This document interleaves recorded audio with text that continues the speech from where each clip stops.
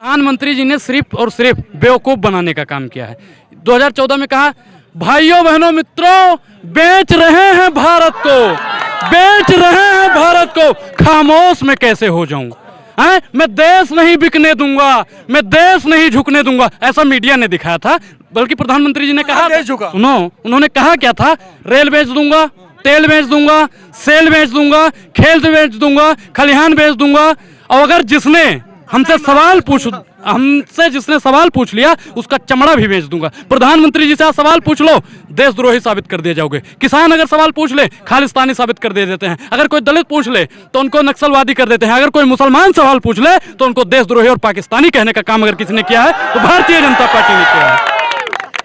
मुसलमान कितने पत्रकार है, रोज सवाल पूछते हैं, मोदी जी से पूछते हैं। आप बिल्कुल प्रधानमंत्री से। एक चीज बताइए, प्रधानमंत्री के किसी भी नेता का आपने इंटरव्यू करा भी नहीं किया ना? और किसी भी में हिम्मत है भैया? है मोदी जी, आप आज तक को इंटरव्यू दे देते हो कि क्यों दलाली करता है। अब आप 5 टाइम्स को इंटरव्यू देकर देख लीजिए। प्रधानमंत्री जी ना भारत छोड़ के चले जाएंगे। अब कहाँ जाएंगे ये तो नहीं पता। इंटरव्यू दे दें आपको इंटरव्यू, मानते हैं, मानते हैं कि दे दें अगर हिम्मत है उनके अंदर। वो कहते हैं ना कि अरे भाइयों बहनों, मैं देश के लिए जीता हूँ, भाइयों बहनों मैं देश के लिए करता हूँ। मतलब देश पे एहसान कर रहे हैं मोदी जी, और देश के लिए किसी ने कुछ नहीं किया है। आप देश की जो मजबूत जो बेसिक मुद्दा है आप उसे उठाते हो, आप देश के लिए कुछ नहीं कर रहे हो। और प्रधानमंत्री जी करोड़ों रुपए का सूट बूट पहन के झूठ बोलते हैं, वो देश पर एहसान कर रहे हैं। ये बेईमानी है।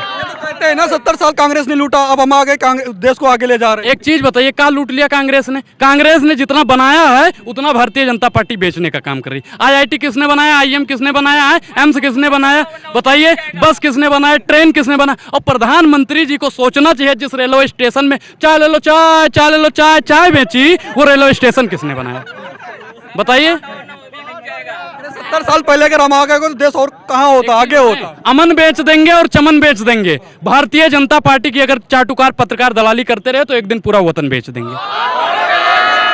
बता रहा चाटुकार है जो दलाली। अच्छा एक चीज बताइए, अंजना ओम कश्यप, रूपका लियाकत, सुधीर चौधरी, तिहाड़ी, मोदी जी आप क्रीम कौन सी लगाते हैं? चेहरा बहुत चमक रहा है। प्रधानमंत्री जी ये कटिंग कहाँ करवाते हैं? हम तो 50 रुपए वाली कटिंग कराते हैं, 5 लाख वाली कटिंग कहाँ पे करवाते हैं? अगर हम ऐसा पूछते हैं ना, लखनऊ से लेकर दिल्ली के दरवाजों तक हमारे लिए रेड कॉर्पोरेट बिछा दिया जाएगा। हम तो भैया क्रांतिकारी लोगों को मानने वाले हैं। मेरा शब्द समर्पित ना होगा दिल्ली के दरबारों में, चाहे जिह्वा कट जाए मेरी खड़े खड़े बाजारों में। तो हम तो भारतीय जनता पार्टी से सवाल पूछेंगे भैया। ठीक है, भारतीय जनता पार्टी सवाल पूछ रहे हैं, लेकिन इतना आप उनका विरोध कर रहे हैं, कुछ तो काम कराया होगा भारतीय जनता पार्टी ने। 2 काम उनका पसंद है भाई, युवाओं के लिए पकौड़ा योजना और अरबपतियों के लिए भगौड़ा योजना। तीसरी कोई योजना जमीनी स्तर पे दिख ही नहीं रही है। भगौड़ा तो ठीक है, भगौड़ा कौन सी योजना? अच्छा एक चीज बताइए, नीरव मोदी कब भागा? ललित मोदी कब भागा? महिल चौकसी कब भागा? और नरेंद्र मोदी कब भागेगा? विजय माल्या तो भाग ही चुका है। नरेंद्र 24 के बाद में मोदी जी ने, आपको भी याद होगा, भाइयों बहनों मित्रों मैं तो फकीर हूँ, झोला उठाऊंगा और चले जाऊंगा। कहाँ जाओगे महाराज? ऐसा थोड़ी जाने देंगे, बाप का राज है, चले जाओगे। कहले बाबा को हम दिखे, ईद बाबा को मत काहे नहीं दिखाएंगे जी? ऐसे मत। अच्छा खाली प्लॉट पे कब्जा कर रहे हैं और दिखाएंगे नहीं? खाली प्लॉट पे कब्जा है और दिखाएंगे नहीं? देखिए भैया, ये देखिए ये कौन है? ये अंधभक्तों के बाबा धीरेन्द्र कृष्ण शास्त्री हैं।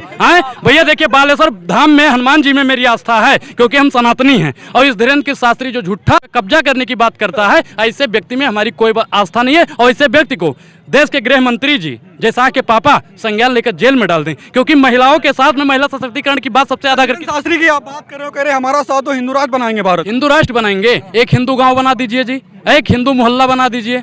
अपने भाई को जो ना संभाल पाया, जो घर ना बना पाया हो, वो हिंदू राष्ट्र का खाक बनाएगा।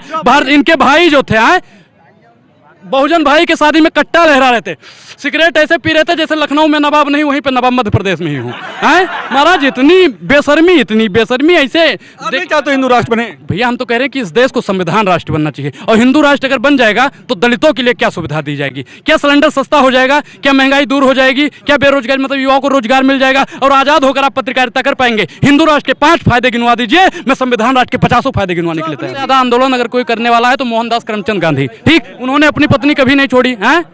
कस्तूरबा गांधी को कभी छोड़े हैं? कस्तूरबा गांधी को कभी छोड़े हैं? पता नहीं कितने आंदोलन के कस्तूरबा गांधी जी भी साथ थी। इनको भैया किसने कह दिया था मोदी जी को कि अपनी मेहरारू छोड़ दो जी देश के लिए? और संविधान के कौन से पेज में लिखा है बता दो? कहाँ पे लिखा है कि पत्नी छोड़ो और देश को जोड़ो? कहाँ लिखा है भाई? 40 करोड़ जनता को अपना परिवार माने। यहाँ पे 100 लोग लगभग खड़े हैं। किसने कहा था मोदी जी से कि पत्नी छोड़ दो? किसने कहा था? बताओ। हैं बताओ। अरे देश की पूरे 140 करोड़ जनता को अपना परिवार मान लिया उन्होंने। अपना परिवार मान लिया। एक चीज बताइए कि आपके घर में जितने भी परिवार है ना, आप उनकी रक्षा करते हैं, आप उनकी सुरक्षा करते हैं। शाम को अगर माता जी भूखी है ना तो कहेंगे कि माता जी आपके लिए क्या लेकर आए। और प्रधानमंत्री जी ऐसे हो गए कि 80 साल माँ को भी मार्केटिंग कर डाला। आप कितना भी निकम्मा हो जाओगे ना, आप कितना भी निकम्मा हो जाओगे, लेकिन नोटबंदी के बाद में अपनी माँ को एटीएम के सामने नहीं खड़ा करोगे। ये मार्केटिंग